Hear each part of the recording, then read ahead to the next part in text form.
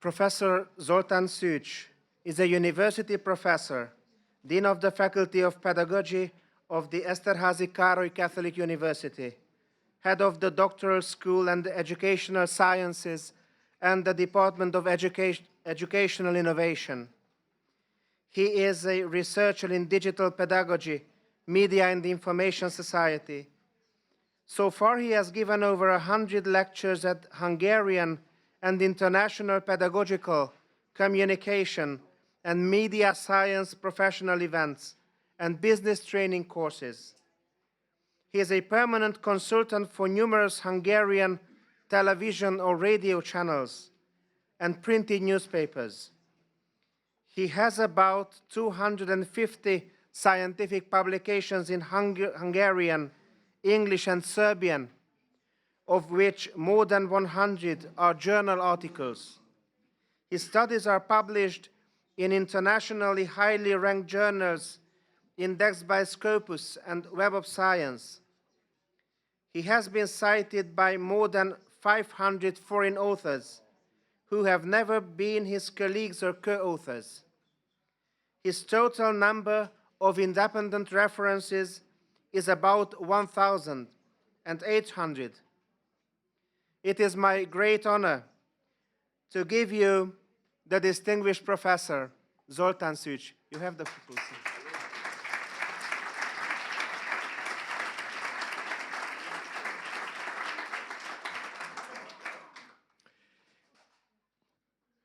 Good day, my name is Zoltán Szűst, and one of the most important parts of my CV is that I have been a student in Kecskemét. I have graduated at the Piarist High School there. This is the big surprise for today, right? Thank you. And also, my son, he's a student here in Budapest at the same school, I mean the Piarist School. So it is a great honor for me to be here with you. Thank you. My talk is going to be an interactive one. It means that I will ask some questions, and at the same time, it would be lovely if you replied, gave some answers, some experiences. I don't possess all the knowledge. We possess the knowledge together. So let's work together today, shall we? The topic is artificial intelligence, and we are going to discuss this issue through the eyes, through the lens of education. That is why we are here. Let me tell you something about my day. What did I do today? First in the morning, I gave thanks. Then I turned on my computer. I checked the weather report. And then I read my letters. I replied to them. You can see my itinerary. Except the first part, there is none that hasn't been assisted by artificial intelligence. This is where we are today. When we want to know about weather, when we want to reply to a letter. Now there is even a function that allows us to summarize long emails. You should try it if you are squeezed by time. Also, when I check the traffic and when I dictate, I'm using my voice, and AI is basically typing everything down. I don't think this is a surprise to anyone here.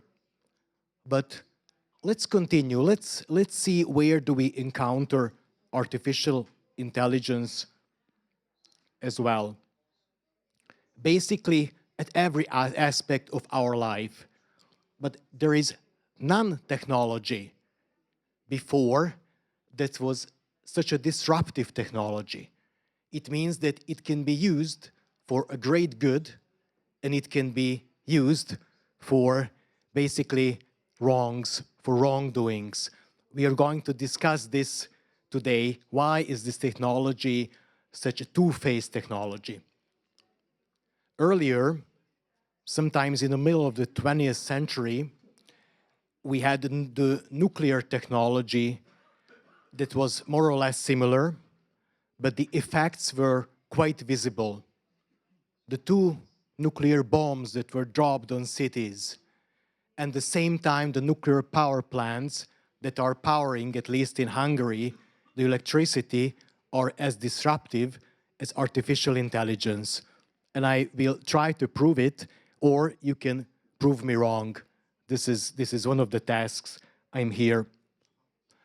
I promise we won't wander so far from education, but we have to establish the context we are living in, working in.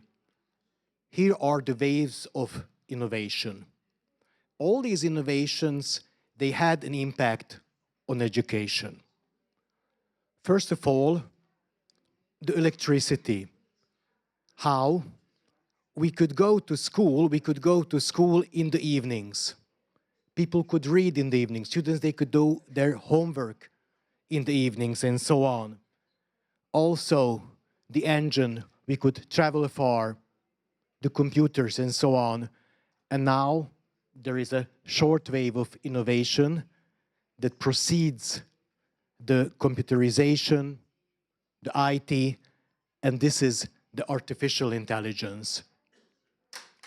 It's not enough that we had Facebook, we had Instagram, we had TikTok to compete with. At least in Hungary, it's a serious issue, and in most of the schools, smart devices have been banned from the classes if they are not being used for pedagogical purposes. And now suddenly, we have the AI. 3 years ago, there were some rumors that in some schools in United States, a couple of websites are being banned. So what does a student do when he or she hears that something is being banned? Of course, they're going to try it. So this was our first encounter with ChatGPT 3 years ago. ChatGPT that time was at the level of like a 12-year-old. Now it's much better, and I'm going to show it to you. I'm pretty sure most of you are using AI or trying it, so I do apologize if something that I'm saying now, explaining to you, is boring or maybe not at the level you want to hear about, but my goal is to standardize the knowledge. Okay, so let me show you what I'm talking about. I brought a video. It's in Hungarian, but don't worry, it will all come to at the end. In Hungary, we have a school leaving exam. It's called maybe matura in some languages. I mean, students, they have to prove that they possess the knowledge in Hungarian, in history, in math, and so on. There's some object they can choose. And English, as a foreign language, is quite popular. But in Hungary, at least, the foreign language education is not always at the level we expect it to be. So students, they are quite afraid of these exams. Correct me if I'm wrong, but this is a difficult exam. And what I did is, here, I uploaded the questions, I mean the complete test that takes, how long does it take to complete the matura érettségi in Hungarian? I'm asking my colleagues, how much time do the students have? English, for example, how long is the English? 60 plus 30 plus 30 plus 60. So, Oh, 4 hours. Oh, thank you. 4 hours altogether. So maybe they have 1 hour for this test or 2 hours, a lot of time. But what I did here is I uploaded the complete test and I asked ChatGPT to fill it out, to give me the answers. I haven't uploaded any textbooks, nothing. Basically, the knowledge the AI can scrub from the internet. And the video had started So I'm asking the colleagues to continue.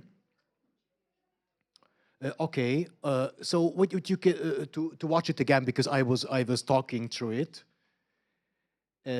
I uploaded here the test. It's reading the documents, and it's giving me immediately the answers. Immediately. I'm the one who is scrolling too slow, maybe. The machine is much faster than I am. So, and it asked me, oh, let me know if you need my help.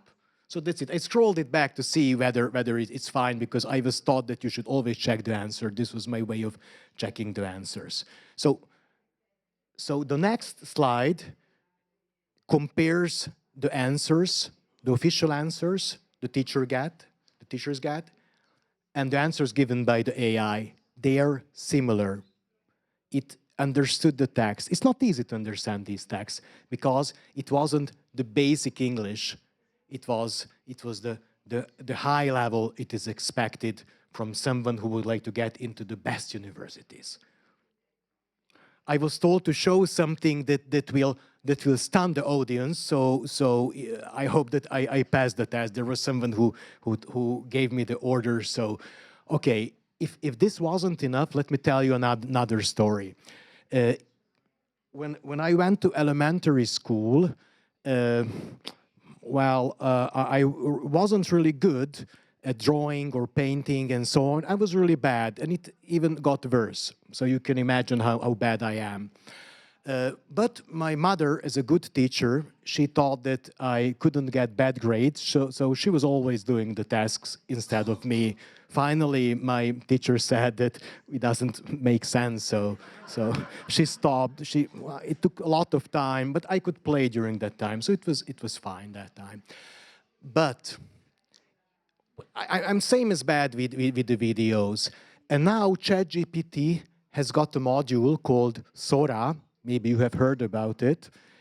With just a simple prompting, you can get a video.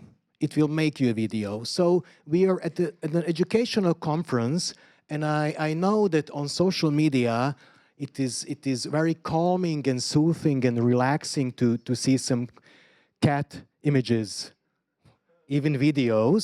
So I asked Sora to make a short video. It can be something like made by students even, of a classroom where only cats are studying and so on. This is not a real video. We don't have classrooms in Hungary where cats are studying, because on Facebook there was one video of cats working in McDonald's, and a lot of people wanted to go there and get a burger, but they were told that this is not true. Okay, so let me show you what I did.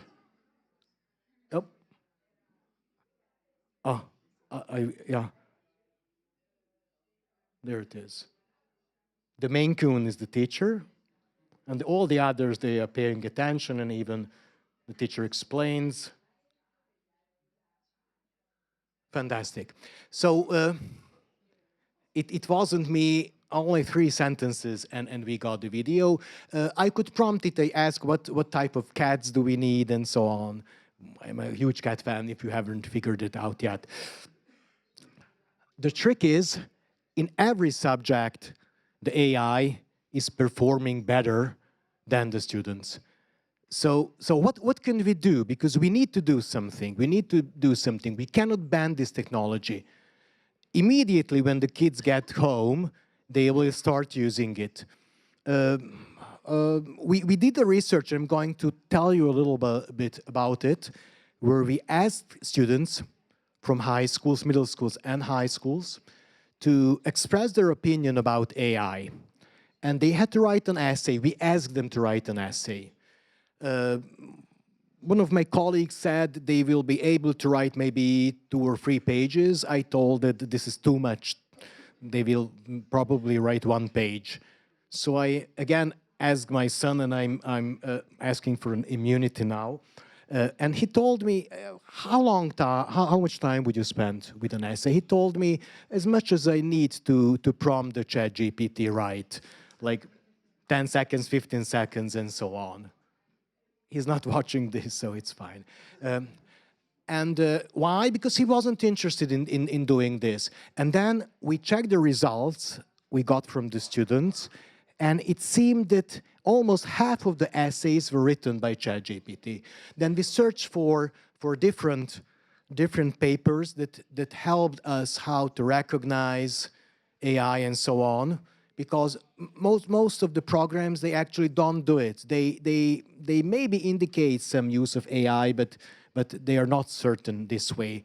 So we coded for 2 weeks all these papers, and now we wrote another paper about it. But this was just a hint to show you how the technology is being used at the moment. About the AI, artificial intelligence, it's not an intelligence, and this is the issue.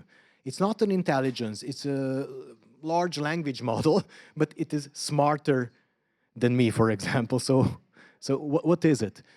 There is one theory called the Chinese room theory. I know it's getting late, so maybe this is the first and last theory I'm going to show you, and we shall have a talk. The theory goes like this. There's a person in a room. That person doesn't know any Chinese, but he has got all the books in the world where the Chinese characters are basically coded, and someone is just writing messages on a sheet of paper, pushing them under the door. He checks his books, writes down some other Chinese characters, and slides them under the other door. If you're looking at the room from outside, you would say that that person speaks Chinese. It doesn't. So this is not an intelligence, but it behaves like an intelligence. So this is a quite serious issue. If it looks like a duck, swims like a duck, but what is it? What is it? Okay, what did it do? In the 80s, we had, well, I think chess was much popular than nowadays, at least in Hungary. Who's that? Thank you. Deep Blue. Thank you, Deep Blue. Deep Blue was a computer program that wasn't really intelligent, but memorized, had all the moves in its memory. And basically, the world champion lost to a computer. This is his expression in the 80s. Nowadays, the AI, well, it's much smarter because it plays against itself. It's called reassured learning. And if one AI does a good move, the other will say, okay, it was a good move. Or like there is a teacher to an AI, which is also an app. So this is where we are. But before you search for another kind of job and send your CVs all around, just hang on. What can AI do? What cannot AI do? First of all, it cannot show any sympathy. It will pretend to have sympathy, but the teachers will be those who need to have the sympathy, who will have the sympathy. This is really, really important. Even though the AI pretends to be friendly, I have some students, university students, who say that they talk to AI because it understands them. It's a problem. We have a problem here. I think so. Confessions can be made later. It cannot invent a new problem. AI cannot invent a problem. It will solve the problem, but cannot invent a problem. It's not creative. Our students are creative. Only if they don't use AI to do some tasks instead of themselves. And this is one of the problems as well. Because if we can do something in an easier way, maybe we are going to do that. There will be another slide about this as well. So in case of teachers, AI cannot choose a methodology how to teach, cannot feel if the students are tired, if they are bored. They cannot take the temperature, the mood in the room, and so on. But they can help with some tasks. AI cannot become a role model, but this is a double-edged weapon. I remember having great teachers, and now you have to close your ears because I remember having not so great teachers as well.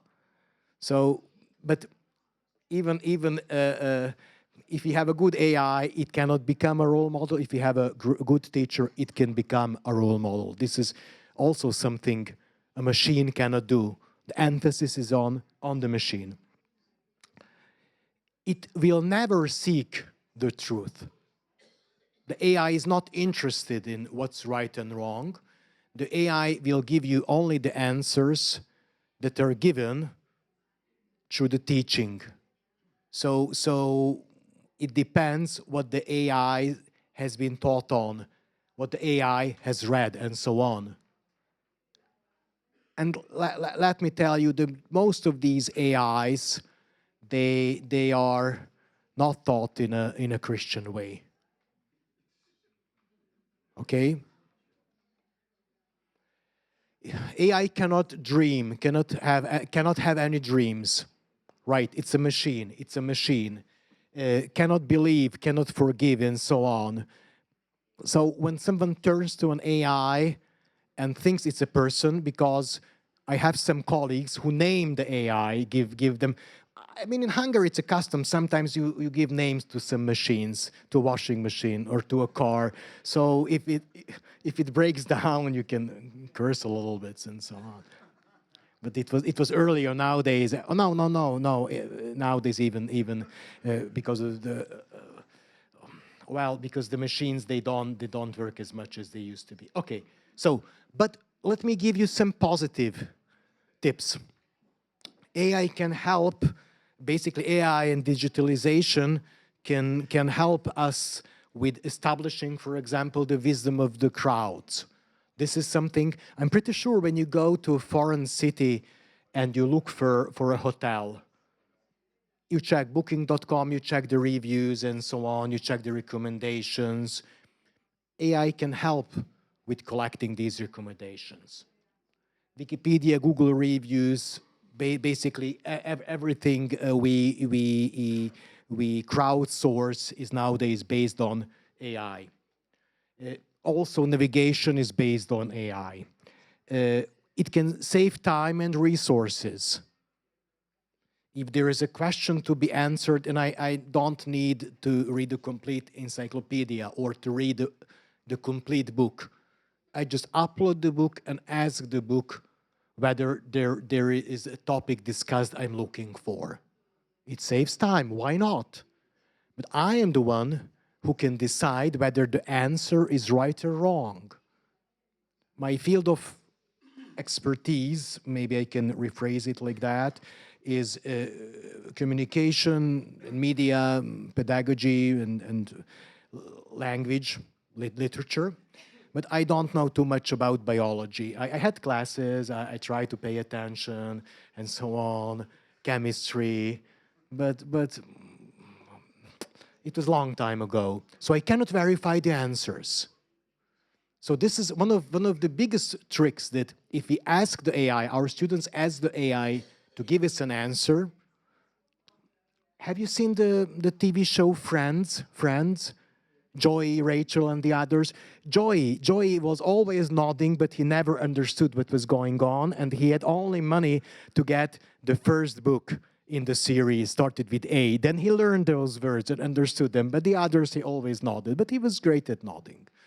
So if you don't want to be only great at nodding, ask only questions, you can verify the answers. What we are doing, for example, at our university, we are using AI to make tests, for example. If you upload your own book or the textbook, it can make you wonderful tests, but you will be the one to run and check the tests and say, okay, this is fine. It's a quite helpful tool. Again, the digital world offers us a lot of experiences. I mean, during COVID, for example, people, they could go to museums online, and then later they could visit. even now, I spend a lot of time with Google Art and Culture Project because I can see so much artwork there. We can join groups, we can get knowledge and so on. So these are some very positive things. And also, well, all the knowledge is in our hands, but one of the biggest issues will be that are we going to use that knowledge or not? This is an issue. What we are going to use the technology for. The bad, we are walking through a forest of unknown information. Unknown information. It's not enough that we have so much narratives around us in the world, in case of politics, economy, and so on, that in schools also unknown information will be one of the biggest issues. One of the other problems is that we receive ready-made knowledge. During these previous 30 years, we have so much food that is ready to eat, that is processed, that is well prepared, too much prepared. If you go to a fast food restaurant and you get something that looks like a fried egg, it's not a fried egg. It's not a fried egg. Even I was told, but maybe this is a myth, that even the French fries are not real French fries. They are made from some potatoes and formed this way. And it's not healthy. This is one of the biggest issues. And this kind of information, too over-processed information, is not healthy for us, neither for our students. Because how does learning work? Processing the information, understanding it, working with it. I remember my university, my PhD years, where I had a history book, I underlined all the information, tried to connect it, and even sneaked out after 10 p.m. because we were not allowed to turn on the lights in our studies, so mea culpa. But all the toilets were occupied because everyone was studying there for the exams. But our teachers, they were very kind. They knew what's going on, but they allowed us to study. So we connected the dots. And at that time, I could tell that what happened in Hungary in the middle of the 15th century, how is it connected to France and the other parts? Because I was understanding it that time. But if we don't process the knowledge, if our students don't process the knowledge, and this is one of the issues, then they will have nothing to connect. In some countries, handwriting has been banned. Why? It's easier to type. It's faster, and that's it. I have an awful handwriting, but still I write I'm using capital letters, so handwriting, they said we don't need handwriting. And then printed books were banned. There's a documentary, my colleagues showed it at the conference. I was giving a talk about the issues of attention in the age of social media last weekend at the pedagogical conference as well. And they showed a video how students in Sweden are astonished when they see a textbook the first time in their lives. They're smelling it, turning the pages, saying you don't have to click there, but it's much slower and so on. I know this is documentary, it's an over-exaggeration and so on, but still. When we started reading PDFs and notebooks, we suddenly said, oh, I know this, I know this, I know this, and we scrolled and said, okay, done, fine, I can go and play or cook or do anything I want. This is a very, very, very bad approach, I would say. But it's an easy approach because we can do that, and this is the issue. We can do that, and no one will tell us don't do that. And also our curiosity will disappear. This is what we need, teachers and students as well, to be curious, to be interested in. It's a problem. How long is an average video on TikTok? How long is an average video? Maybe we don't need a microphone for that. You can answer it. How long?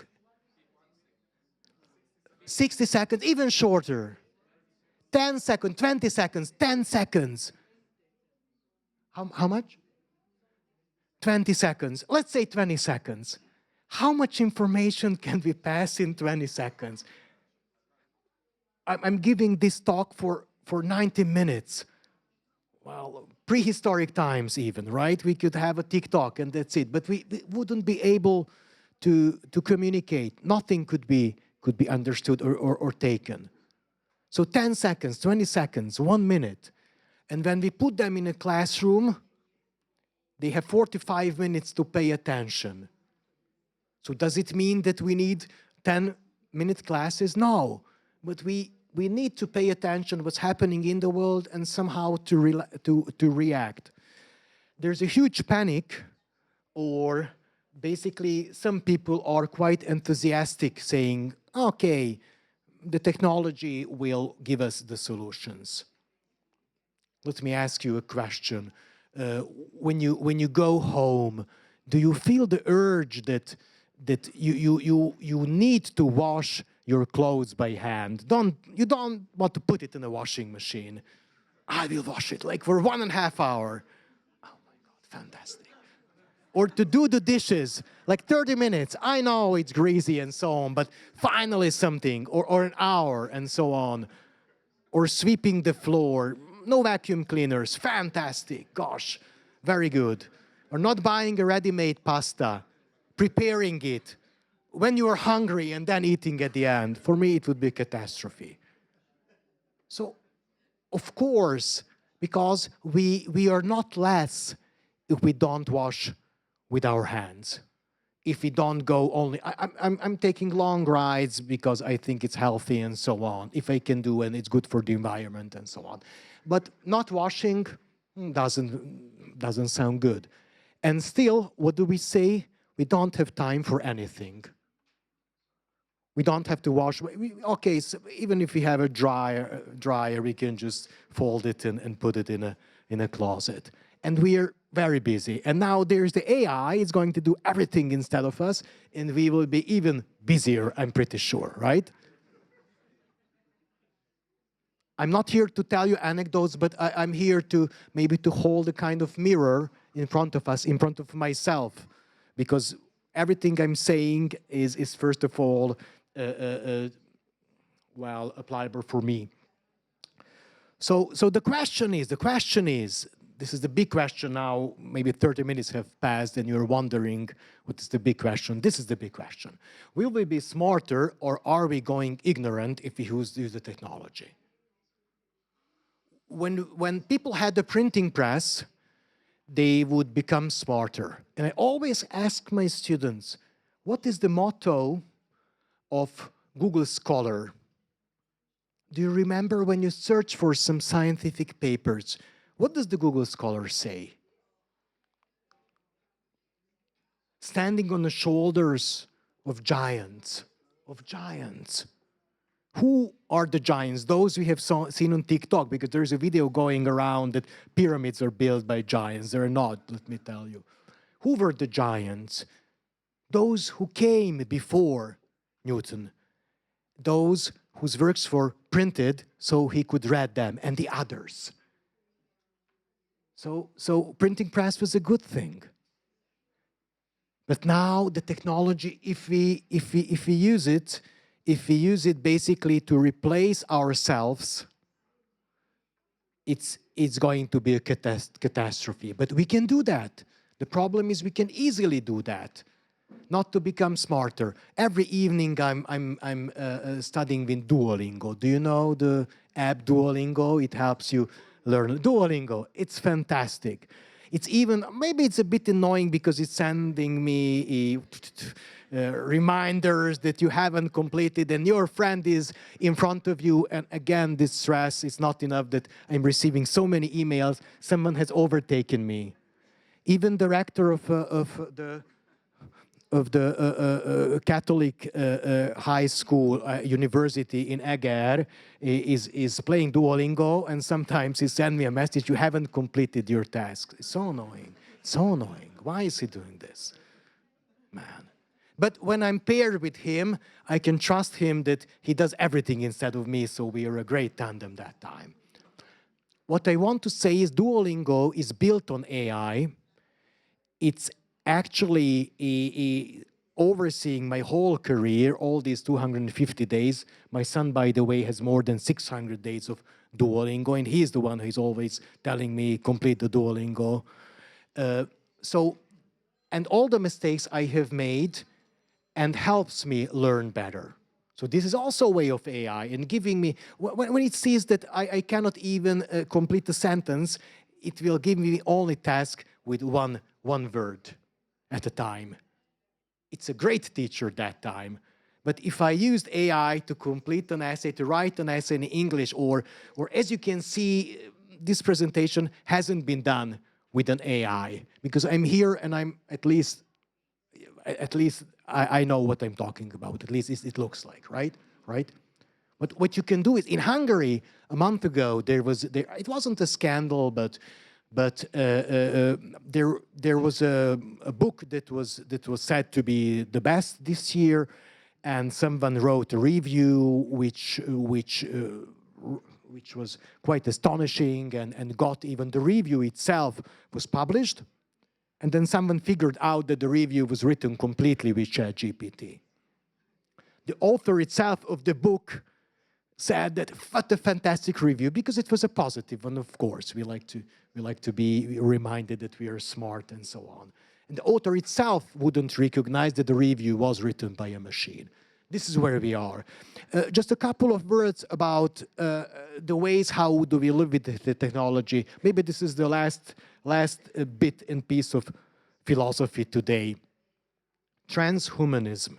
We hear this word from time to time, I'm pretty sure.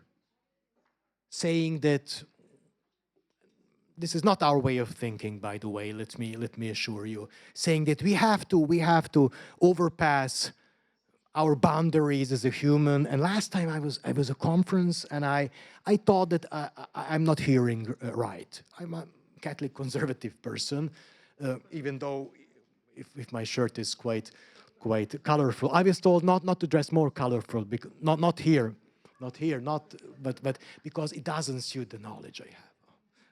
Okay. At the conference, we were told that finally the boundaries of the translation got you. It's working. Fantastic. Gracias. So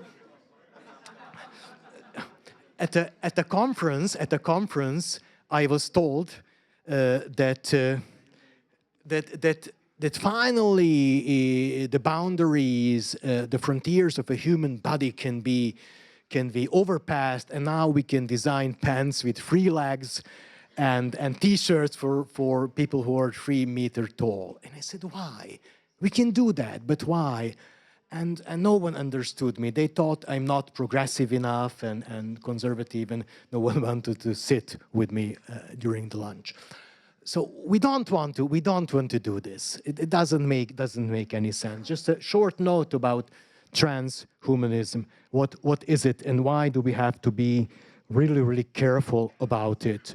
So basically, it's an approach which says that the technology can basically give us such an opportunities where we can overtake our being. We can be we shouldn't do that. We shouldn't do that. We should go back in time. I don't want to show you this anymore because you will memorize it. Going back in the 60s, there was a fantastic scientist called G.C.R.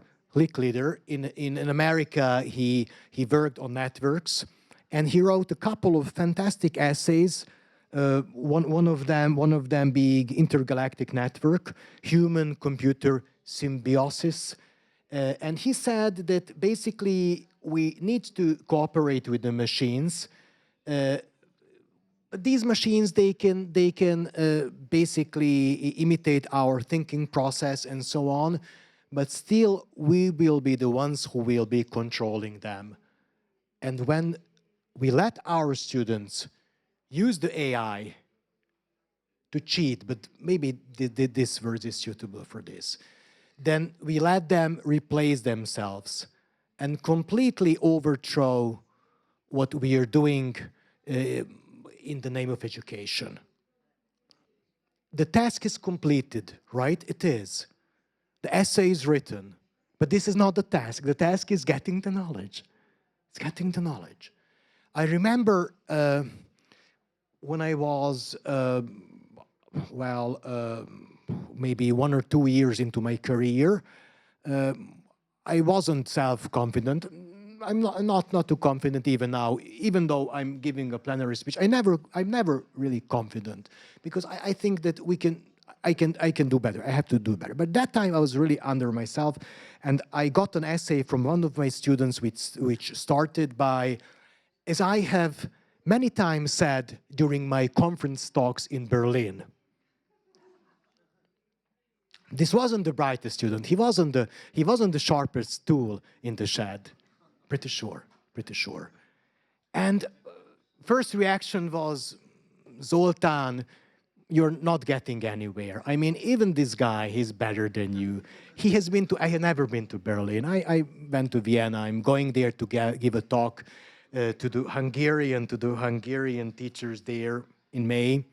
Similar topic, but never been to Berlin. How has this young person been to Berlin?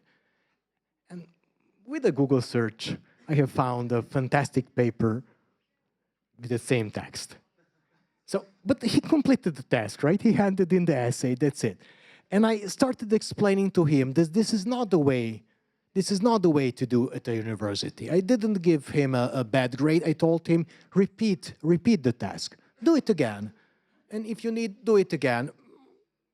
Well, maybe he learned something from that. Okay, so, and during my career, several times I have seen stuff like that. And I'm telling them nowadays, my students at the university, even at the doctoral school, you can use the AI. It's a great research tool. But you choose what kind of text do you feed the AI, and you verify the answer, and only do small parts, small bits.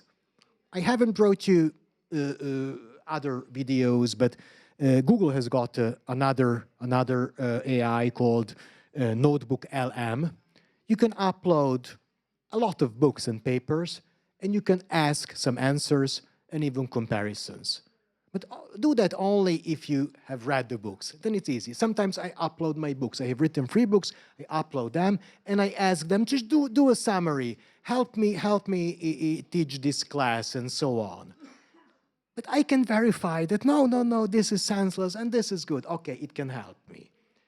Okay, so what does it mean to teach? Let's go to our basics. What does it mean to teach? Indeed, education does not consist of filling the heads with ideas. No, not just this, but what does education constitute? Accompanying and encouraging students on the path. You can read the rest. A machine cannot accompany anyone. But the problem is it can fulfill the tasks, unfortunately, if we don't use it in a proper way.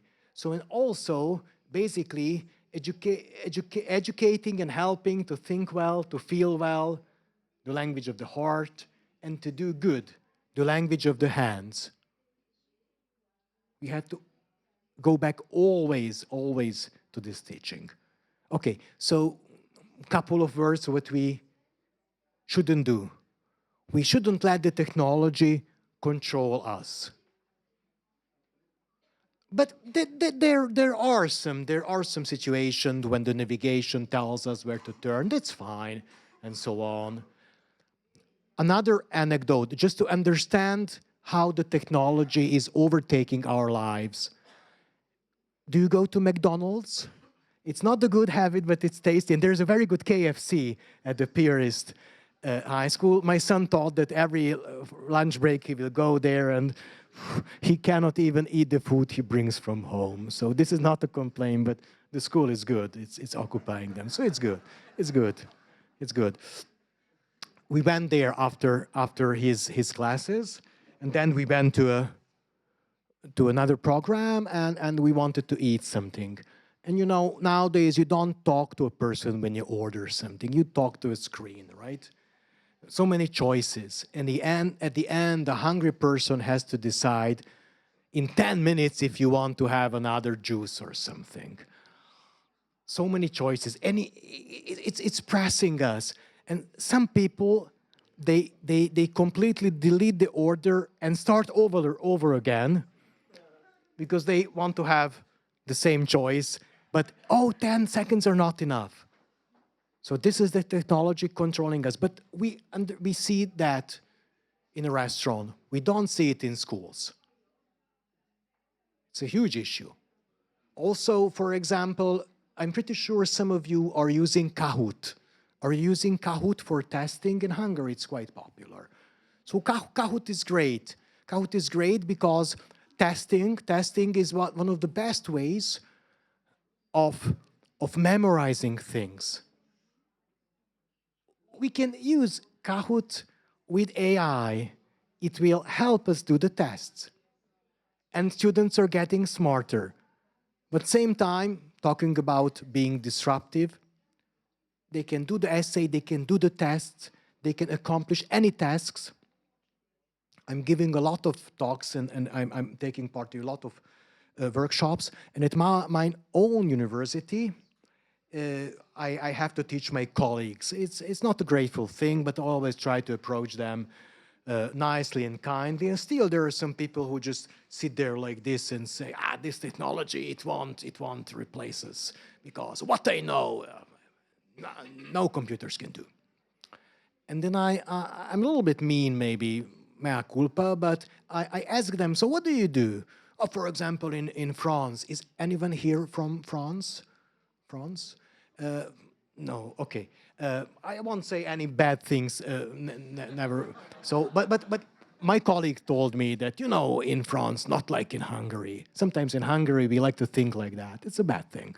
There at the university exams, entry exams, they ask really smart things, like write an essay if one technology hasn't been discovered or made, what would the world be nowadays?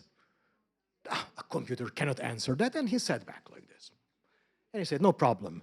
Went there, wrote it in ChatGPT, and first I said, just choose one technology and just give me a hint. And then I said, okay, just choose electricity and so on. And then tell me this story from a point of view of a student, of a young person who was born, I don't know, in the 30s and so on. I didn't want to humiliate my colleague, but it was astonishing what kind of answer did the technology do.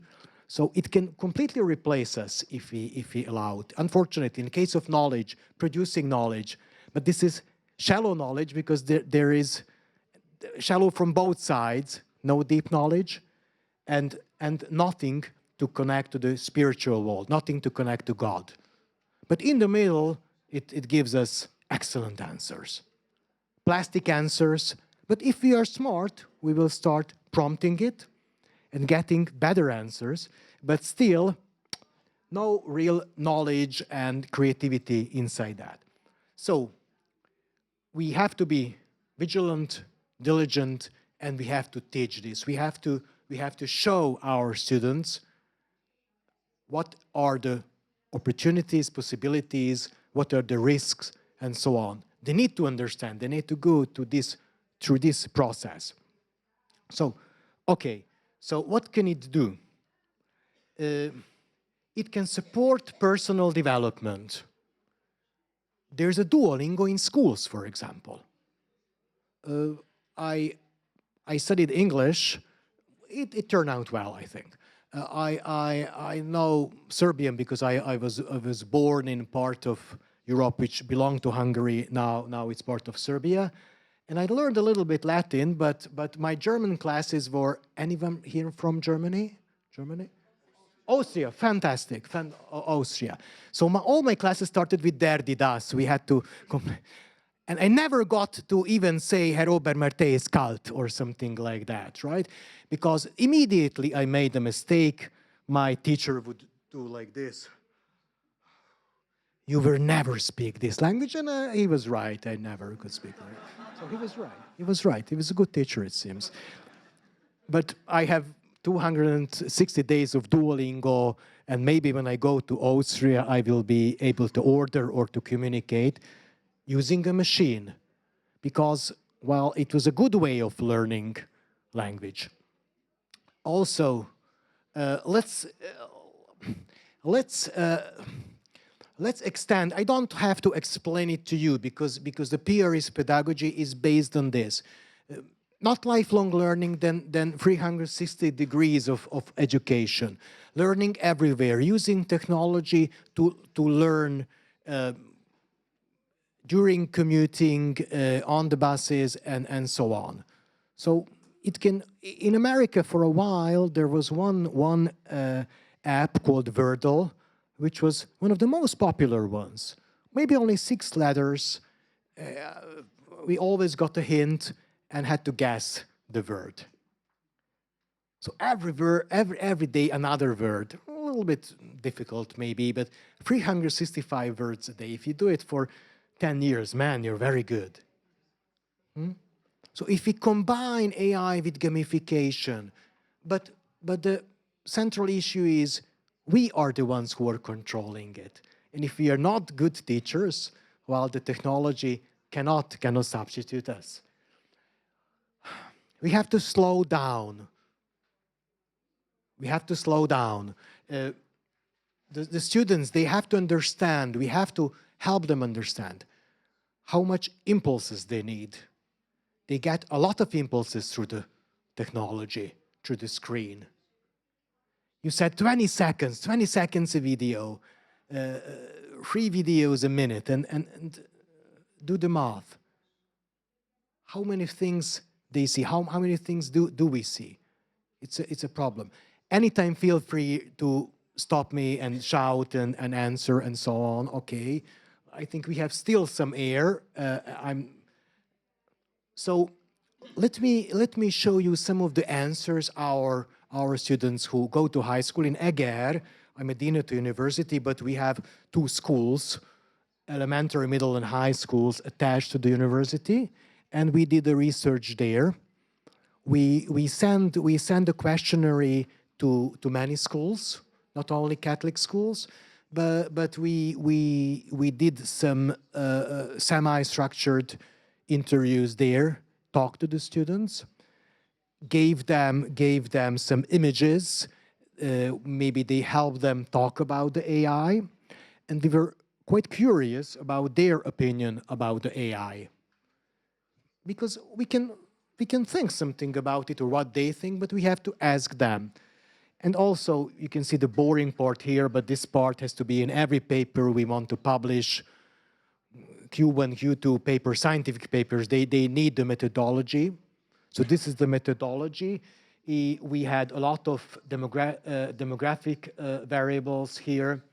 Also asked them about the education of their parents. It was anonymous, so no personal data was collected. We are not interested in personal data.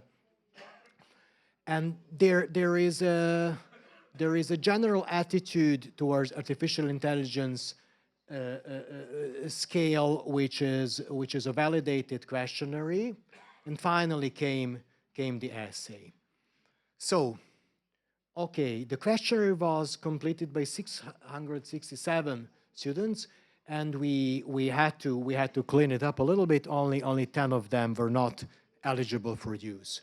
It's a huge number compared to that nowadays schools, they don't really allow questionnaires because it takes up a lot of time and so on. Everyone would like to ask for opinions, so we had some help. Thank you, and we will need some help as well from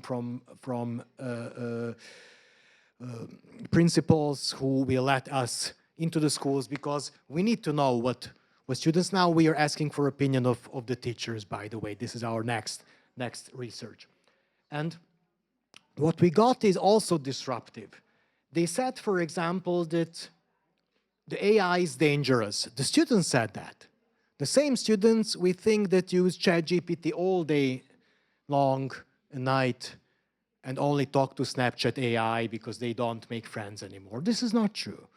But they said, this came on the top, that AI is dangerous. Something bad will come. They feel uneasy. One student said, I don't want to talk about the AI. I'm really afraid, I'm really scared. Also, they're afraid that it's being used to spy on people. And it's interesting, in the questionnaire, there was one question which was phrased like this, that will you suffer? Do you think that you will suffer? And they said that, okay, I think we will suffer if the AI. Some of the students, they attended, they went to a class which is focusing on arts. Yes. Yeah. Excuse me, could you explain the numbers in the columns? Yeah, the one is the negative. Thank you. The column, the first column means that these are negative statements, and the bigger the number is, the more the student replied this. It's a complicated methodology. My field of expertise is not methodology. I have a colleague who does this. But the bigger the number is, it means the statement is stronger. They feel stronger about the statement. But at the same time, as you see, the second column, it's positive. And they said that, yeah, interested in using AI in everyday life. Or, for example, they would like to use it in their work. Economic opportunities are being born through this. Artificial intelligence would be better than a human employee at many routine tasks, and so on. So there is a disruptive opinion. There are a lot of fears, but at the same time, they are expectations as well. We were surprised with the fears, not the expectations, the fears. So the students, they fear, but they use it, even maybe there is a circle that, okay, the others are using it, I should be using it as well. It's a kind of FOMO, fear of missing out. If someone else is using it, I would have to use it as well. It's similar to atomic bombs. If someone else has it, I will have to have it as well. It seems like. And here, AI systems can help people be happier, for example, or can outperform humans. The other opinions, they were not as strong like this. Also, during the interview, we showed them images, and these images, they carried opposite pictures, like a calculator and a person counting and so on. And we asked them to do any kind of artwork using these images. Most of them, what they did is they put the images of old ways on the left and new ways on the right, and said that this is the past, this is the future. But one group did an excellent compilation where on the left, all the parts that showed computer equipment were built into this very, very scary transformer. It's a kind of, if you have seen the movie Existence, this is really scary. And on the right, these are images of people. And they show that there is basically a clash of robots, of course, because they watch a lot of animes and so on. So it's already a clash they are reporting about. Even though there are no wars about AI, with AI, and so on, it's everywhere, it's in our pockets, it's in the classroom. Okay, I have wrote some recommendations, and we will have some time for questions as well. So we trust the machine for what it can do, but the emphasis is on the machine. It's not the person. What is scary is, do you have a ChatGPT subscription, by the way? This is not what scary is. Do you have a subscription to ChatGPT? Now it can talk. You can talk to it. If I turned it on, you can choose the style it will answer to you. You can choose from 8 to 10 different styles. A nice, smooth talking, maybe one that is really a little bit upset. Why are you asking questions like that? Why don't you know that? Sexy one. Delete that from the footage, thank you. I have a story about this one of our relatives came to Budapest and said that I was driving and Sandra was always telling me which turn to take. And his wife says, Sandra, who is Sandra? That is the voice you can choose in Waze, you know, which tells you street names. But you can choose a sexy one. You can choose a more sophisticated one. And it answers you in English, but now in Hungarian as well. I wouldn't call it scary, but well, look at this. This is a business opportunity for the companies.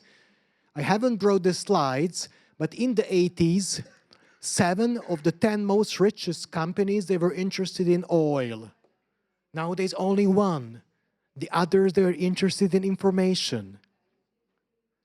So the AI is feeding on the information. They said that there is a big problem because in 2028, we will run out of the books and information, and we cannot teach the AI in the pace we used to teach it.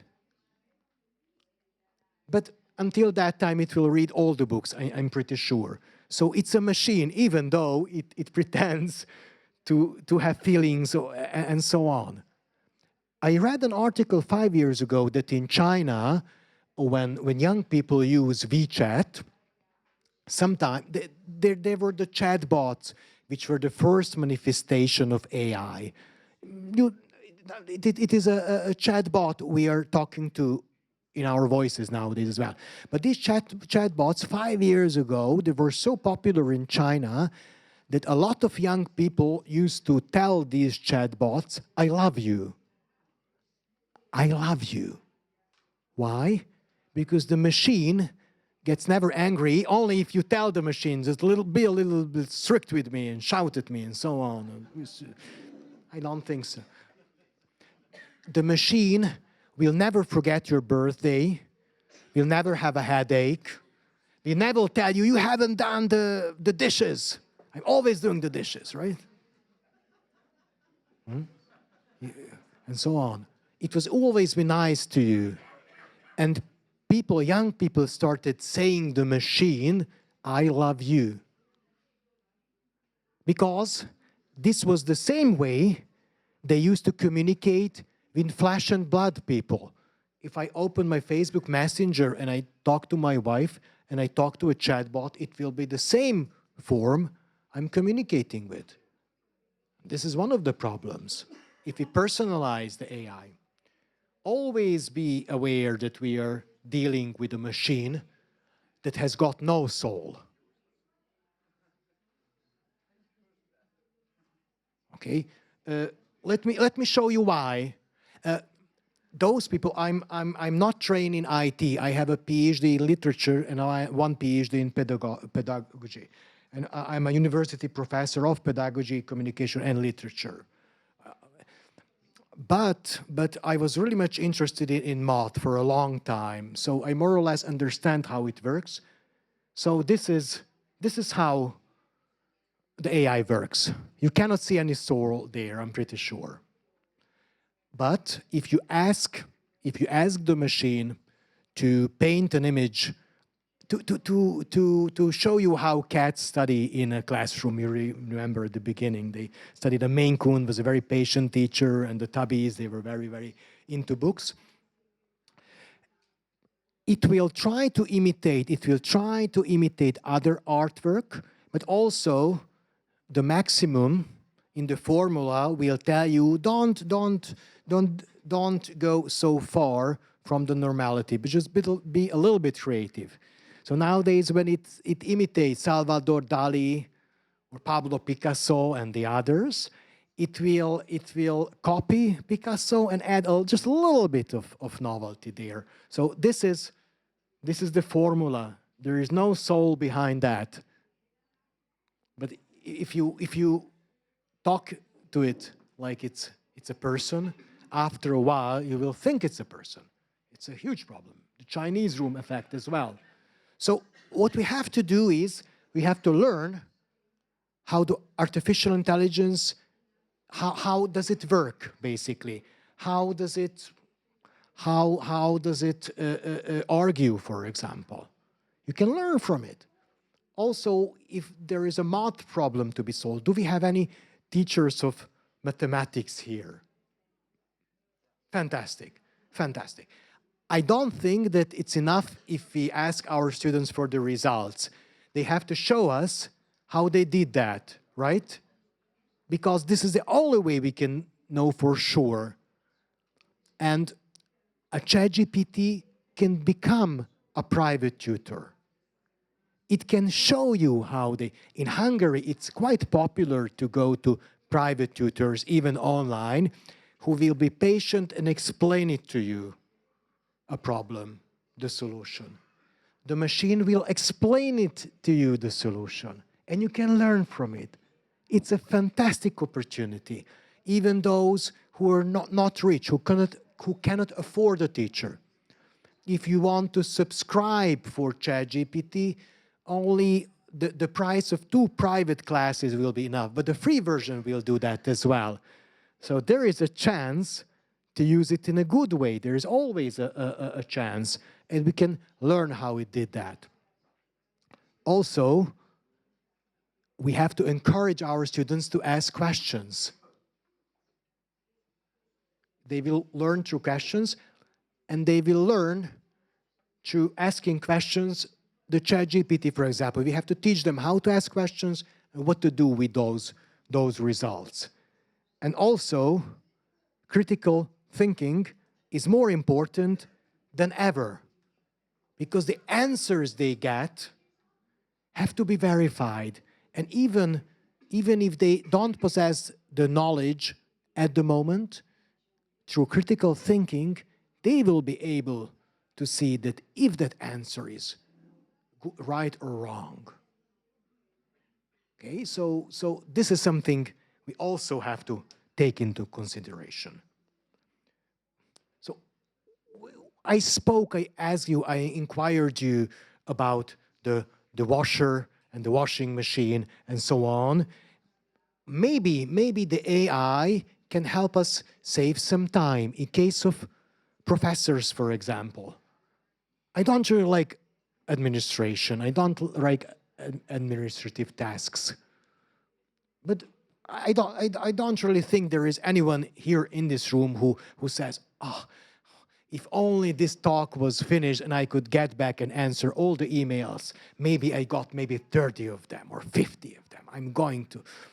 No. The AI can help you with that. It can draft letters. It can draft answers. I'm using it to write letters to my students, providing the minimal information and saying, please write a kind letter. This is the task, the deadline, and phrase it. In English, for example, in Hungarian as well. So why not? And I will have a little bit more free time to be with my family or to be here, for example. What's really important is collecting experiences. Only dealing with AI won't help us. We have to go outside and so on. It seems easy, but a lot of our students cannot wait to get home, usually boys, turn on the computer after classes and play. I'm pretty sure you have encountered the same issues. Even the games would be the same. Maybe some of the students from Hungary have played with your students. This is how we basically gift our kids and students. If you are done with your homework, you can go and play on your computer, on your phone, and so on. But if we have another activity that will take their, interest to a much better place, Let's do that. Okay, we will still have some questions, I think, or some time for the questions, but we are almost at the end of my presentation. I hope that I haven't scared anyone. Maybe no one is uploading CV on LinkedIn and saying, oh, I'm expert in this and this, but I want to change my career because, you know. Okay, don't do that. Okay.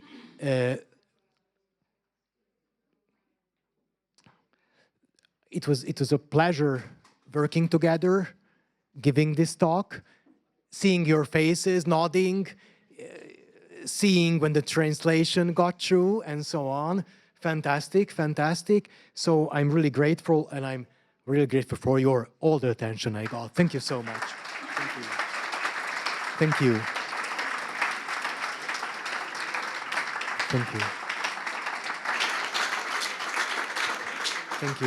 I think we have 10 minutes at least for questions, and there are a lot of hands, and we have microphones as well.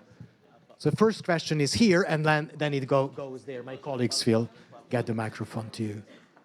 Thank you. My name is Tamás from Hungary. My question is, I think it's better if I ask it in English. I am a maths teacher. I am lucky, I don't have so much students, but it's possible that some colleague of me has 300 mathematics students in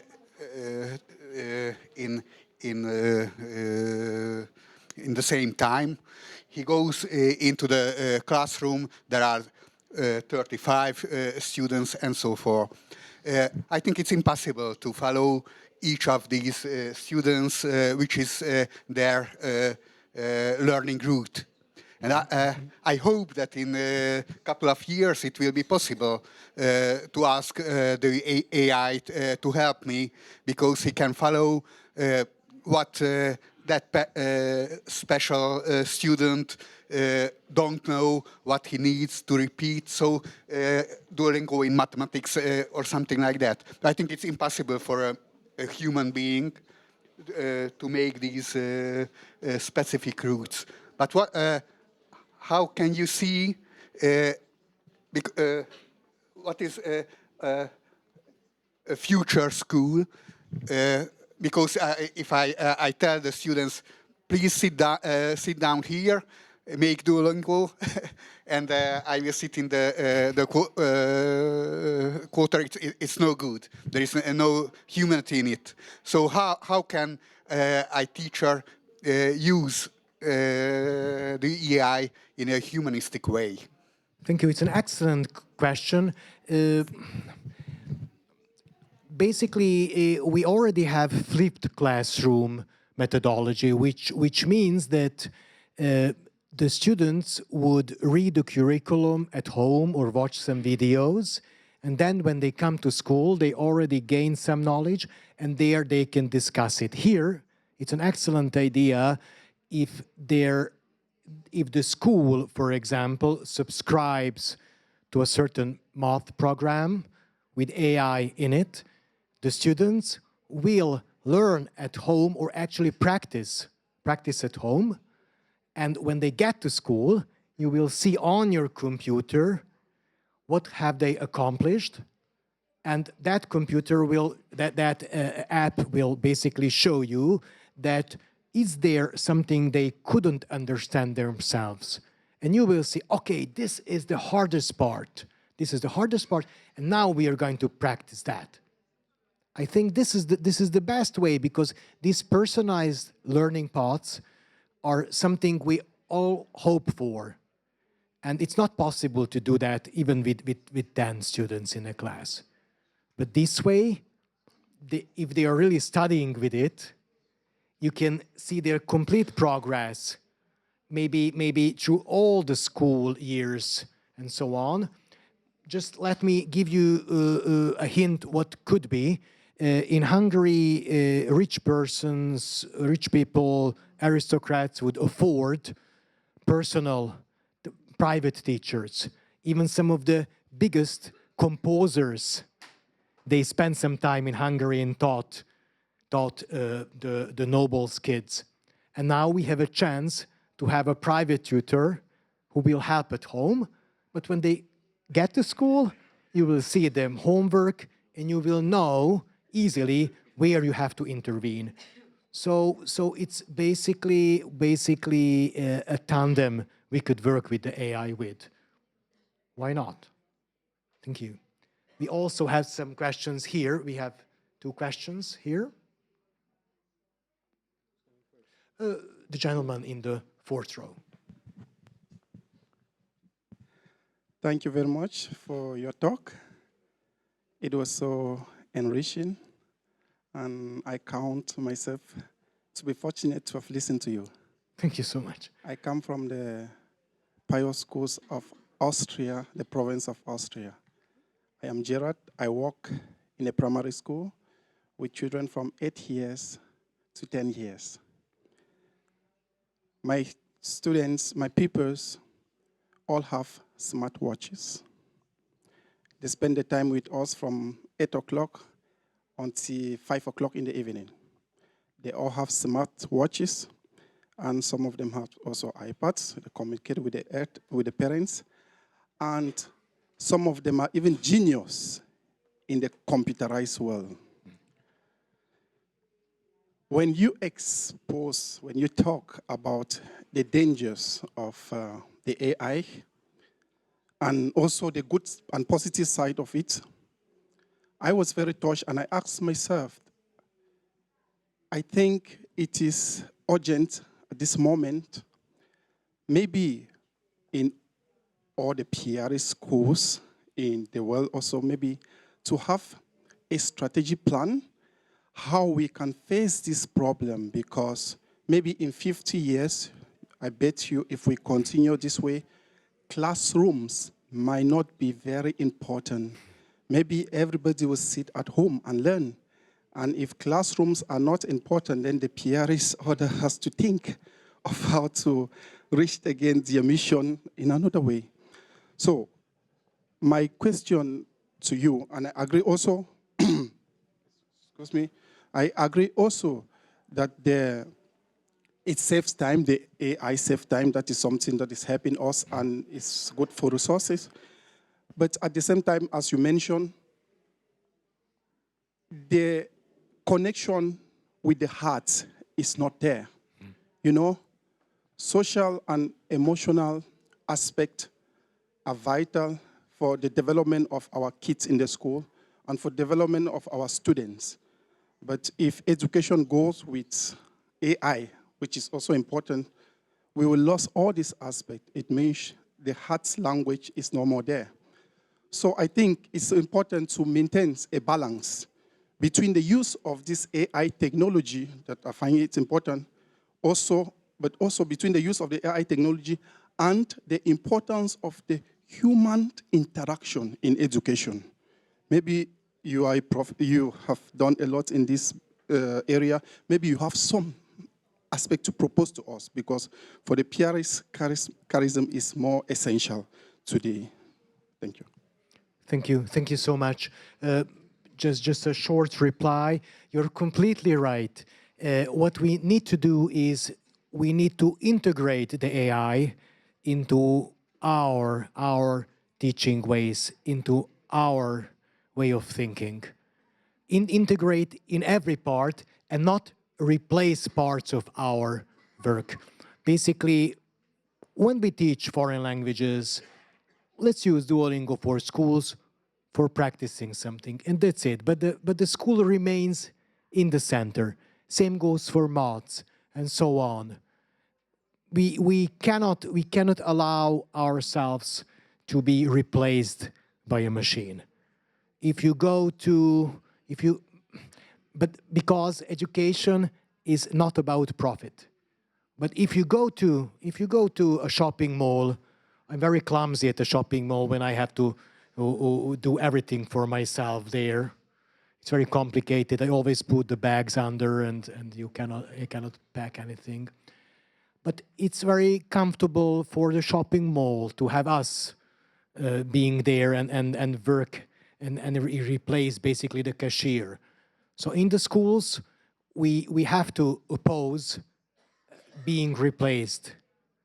But at the same time, we have to pay attention what are the advantages of these technologies, for example. So we have to talk as much as we can with our students. And if there's a task which can be completed better with an AI as a tool, let's do that. For example, I'm not using dictionaries anymore. I'm using Google Translate. Why not? But I'm not getting dumber, at least I hope so. It's faster. Thank you. I don't have a solution yet. I think the only solution is if we talk. Let me give you one hint. In Hungary, for example, together with the National Media Authority, my university is having 10 workshops with kindergarten teachers. 2 weeks ago, I did one, and we talk with them through these issues, and they get some special cards, knowledge cards from us. They take it back, and they show it to the parents, and they talk the same issues. Because let me give you, and we will have time for the last question, let me give you a very, very terrifying story.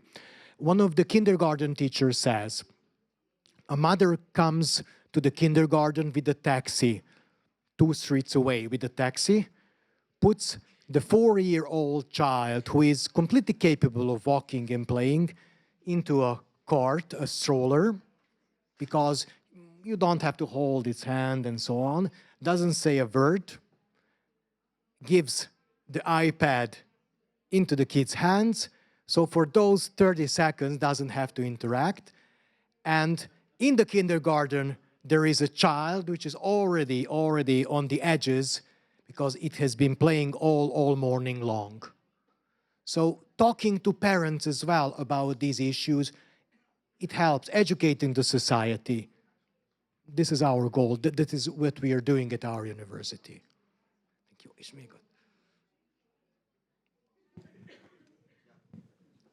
Thank you very much. Thank you very much. Okay. I need ask you in Spanish. Okay. Okay.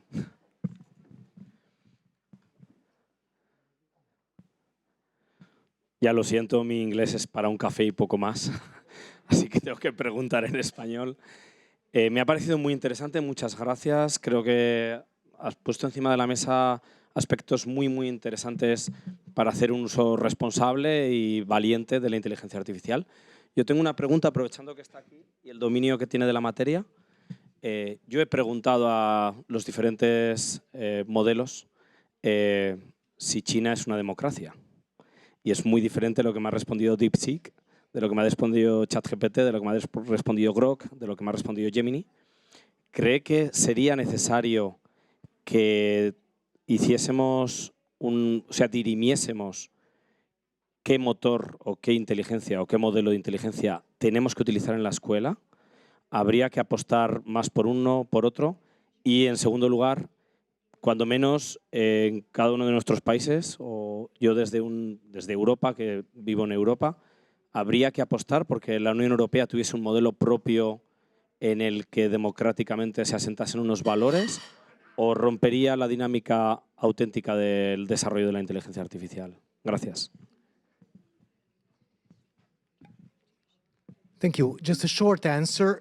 You can choose any model, but it's very important for you to teach it. Don't use ChatGPT with the general answers. Upload the books you want the answers from. So this is my advice. Always control the narrative. Always control what we are learning for. I was told that now we should stop because we are over the time. Thank you so much for allowing me to be here. Thank you. Thank you.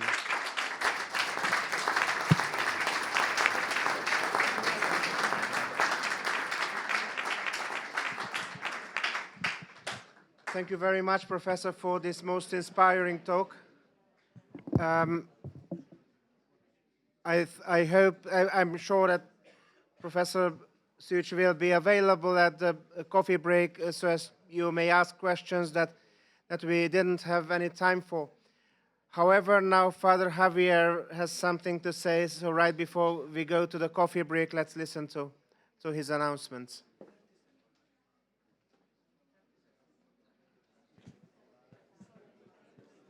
Bueno, es rápido. 30 segundos. Sí, durante estos días hemos escuchado unas conferencias, hemos recibido mucha información, muchos estímulos, y recordarles un poco el propósito del Congreso, ¿no? El propósito del Congreso es centrarnos como educadores escolapios en nuestra misión, para que de aquí salgamos como más motivados, como con un fuego, como que ese corazón que estaba así un poquito y tal, pues se estalle, ¿no? Estalle de entusiasmo y de amor por nuestra misión, ¿no? Entonces, es importantísima la dinámica que les estamos proponiendo de que después de cada conferencia hagáis vuestro eco a la conferencia, ¿bien? A lo mejor yo, por ejemplo, no lo he hecho porque no me ha dado tiempo, ¿no? Estoy un poquito así, voy con sueño todo el día. Pero es importante que si no lo hacéis ahora, pues lo hagáis cuando lleguéis a casa, porque toda esa información la vamos a recoger y la vamos a sistematizar. Pienso que va a ser una información muy valiosa y que nos va a ayudar a elaborar algo, un documento compartido que refleje la mentalidad y la misión, por lo menos de los que estamos aquí, con respecto a nuestra misión escolapia, ¿no? Mañana, bueno, igualmente lo haremos con los talleres, que pienso que se va a producir un material valiosísimo para todos, ¿no? Y mañana vamos a hacer como el momento final, la conclusión, como la evaluación, ¿no? Entonces les hemos pedido a una persona, bueno, cada provincia va a tener aquí unos minutos de gloria para que pueda...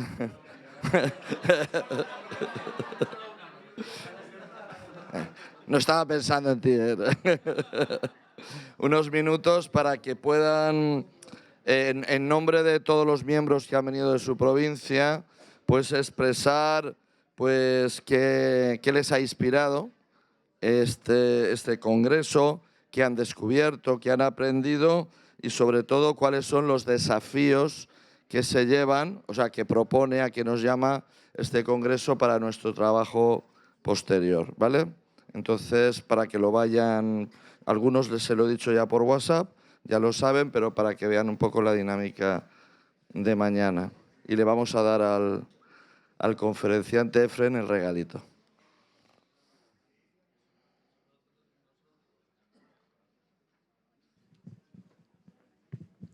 Dr. Zoltán, we would like to express our profound gratitude for spending your valuable time with us today, and also for sharing your expertise about AI. We have this very simple token for you from the Paris Irreplaceable Ministry. Thank you so much once again. Thank you so much.